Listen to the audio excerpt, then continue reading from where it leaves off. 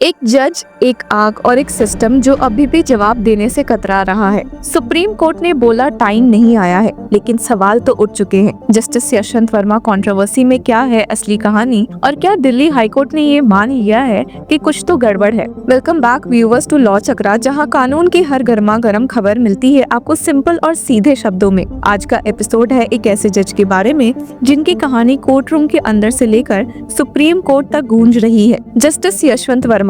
इस वीडियो में हम इस बात पर ध्यान देंगे कि क्या सुप्रीम कोर्ट ने एडवोकेट मैथ्यूज निदुम्बरा की बात मानते हुए जस्टिस यशवंत के खिलाफ एफआईआर फाइल करवाने की परमिशन दी है या नहीं। मार्च 14, 2025 को एक इंसिडेंट ने दिल्ली जुडिशरी को हिलाकर रख दिया। जस्टिस यशवंत वर्मा के ऑफिशियल रेसिडेंस के स्टोर रूम में लगी आग और उसके बाद अलेजेडली वहां से large amount of cash recover होने की बात सामने आई है। पर सबसे बड़ा ट्विस्ट, फायर चीफ ने बोला नो कैश वाज रिकवर्ड। जी हाँ, आपने सही सुना। असल में Delhi fire services chief Atul Garg ने सुप्रीम कोर्ट द्वारा फॉर्म्ड 3 मेंबर इंक्वायरी पैनल के सामने मौजूद होकर ये कहा है, he has completely denied any claims about firefighters discovering cash at Justice Verma's house. और इस केस में जस्टिस यशवंत वर्मा के खिलाफ एफआईआर वो तो आई ही नहीं है। तो क्या सच में पैसे थे भी, और अगर थे तो एफआईआर क्यों नहीं हुआ, और अगर नहीं था तो ये एलिगेशंस आई कहां से। जब सब सवाल उठने लगे तो उसी बीच दिल्ली हाई कोर्ट ने एक एडमिनिस्ट्रेटिव रिशफल किया। जस्टिस यशवंत वर्मा को सभी इम्पोर्टेंट कमिटीज से हटा दिया गया। ये स्टेप तब आया जब उनके खिलाफ इंटरनल इंक्वायरी सीजीआई के डायरेक्शन पे चल रही थी। मतलब दिल्ली हाई कोर्ट ने भी अपना स्टांस सटली क्लियर कर दिया है, समथिंग्स फिशी। अब पिटिशनर एडवोकेट मैथ्यूज जे निदुम्बरा ने सुप्रीम कोर्ट में एक रिट फाइल की। डिमांड थी कि इस मैटर में तुरंत एफआईआर रजिस्टर हो, और ये मैटर आ पहुंचा है जस्टिस अभय एस ओक और उज्जवल भुयान के सामने। एडवोकेट निदुम्बरा ने शुरुआत ही तीखे सवालों से किया और कहा, the common man keeps raising the same concerns. Why wasn't an FIR registered on March 14? Why wasn't the money seized? Why did the fire chief claim that no cash was recovered? यहाँ पर हालांकि justice अभय S okay ने जवाब देते हुए कहा, Once the in-house inquiry is concluded, all available resources can be utilized. If necessary, the Chief Justice of India can order the registration of an FIR. So why should we intervene at this stage? हालांकि advocate निदुम्बरा यहाँ शांत नहीं बैठे और तुरंत से पलट जवाब देते हुए कहा कि investigation is not the job of the court. Allegations exist, but it's the police job to investigate, not the courts. यानी कि इन्वेस्टिगेशन पुलिस को देनी चाहिए और ना कि सीजीआई संजीव खन्ना द्वारा फॉर्म्ड पैनल को कंटिन्यू रखना चाहिए। हालांकि जस्टिस ओक ने बोला, इंक्वायरी अभी चल रही है, जब रिपोर्ट आएगी तभी एफआईआर के बारे में सोचा जा सकता है, अभी प्रीमेच्योर है। जिससे सुप्रीम कोर्ट ने ये क्लियर कर दिया कि all options are open after in house inquiry, पर वे इस पिटीशन को एंटरटेन नहीं कर सकते। इस पॉइंट पर एडवोकेट निदुम्बरा ने कहा, आम आदमी पूछ रहा है जब कैश मिला तो एक्शन क्यों नहीं हुआ। जिस पर जस्टिस ओक ने जवाब देते हुए कहा, it is your duty to educate the common man about supreme court rulings that define the law. बस फिर क्या था, कोर्ट रूम में आर्ग्यूमेंट और ड्रामा दोनों फुल ऑन।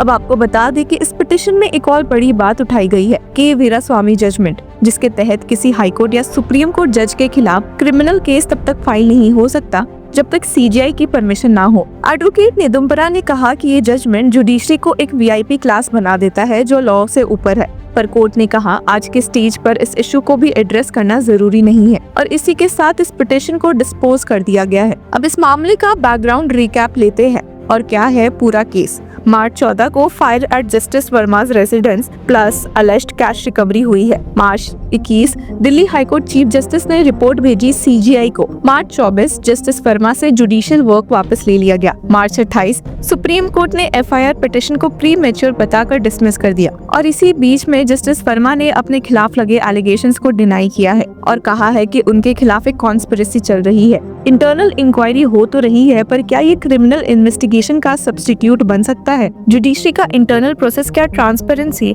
और अकाउंटेबिलिटी इंश्योर करता है? अगर आम सिटीजन जज हो तो तुरंत एफआईआर होती है, लेकिन जब जज खुद हो तो क्यों नहीं? अब इस मामले में सीनियर एडवोकेट्स ने क्या कहा है, एक बार सुन लेते हैं। First of all, I am not aware of any of the facts.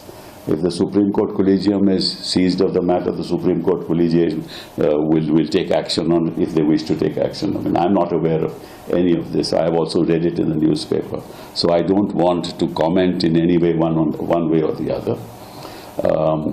But certainly the issue of corruption within the judiciary is a very serious issue, and this is not something that has been articulated by senior counsel and lawyers in this country for the first time. It's been going on for years and public statements have been made.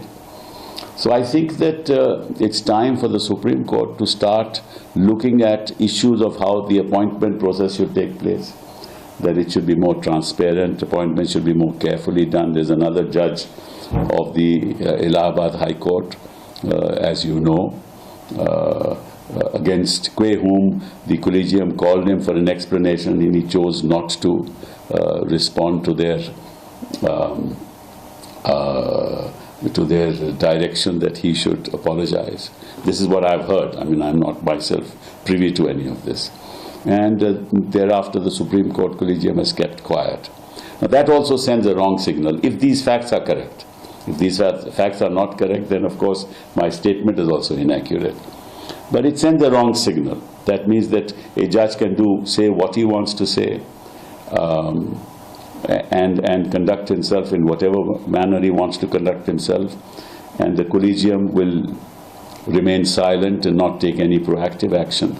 That also sends a wrong signal to the public at large, because corruption is a serious issue, not just within the judiciary, but in society. At large, corruption is a serious issue amongst public functionaries. And corruption has, despite whatever our dear Prime Minister has said, has increased. You see, unfortunately, the government is trying to take advantage of this Justice Verma affair to try and take control over judicial appointments. And in the recent past, the government has been interfering with judicial appointments, even though the appointments are supposed to be made by the collegium of senior Supreme Court judges. Yet, what the government has done is that they just do not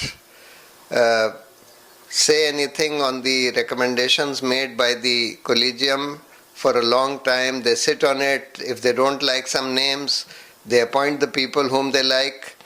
And they just don't issue the notifications of those people that they don't like. So to some extent the government is already interfering with judicial appointments, and this has been leading to the erosion of judicial independence. So if the government takes control of judicial appointments, it will undoubtedly totally erode judicial independence and eventually lead to the destruction. ये case सिर्फ एक जज की कहानी नहीं है, ये system के ट्रस्ट और ट्रांसपेरेंसी का टेस्ट है। सुप्रीम कोर्ट कह रही है वेट फॉर द रिपोर्ट, लेकिन पब्लिक कह रही है justice delayed is justice denied. तो व्यूअर्स, आपका क्या मानना है? क्या इंटरनल इंक्वायरी के बाद ही एक्शन लेना सही अप्रोच है? क्या जुडिशरी को भी एफआईआर जैसे स्टैंडर्ड प्रोसीजर्स से इम्यून रहना चाहिए? और सबसे इम्पोर्टेंट, क्या हम सबके लिए एक ही कानून है? कमेंट सेक्शन में अपनी राय जरूर दे और तब तक के लिए कीप फॉलोइंग लॉ चक्रा।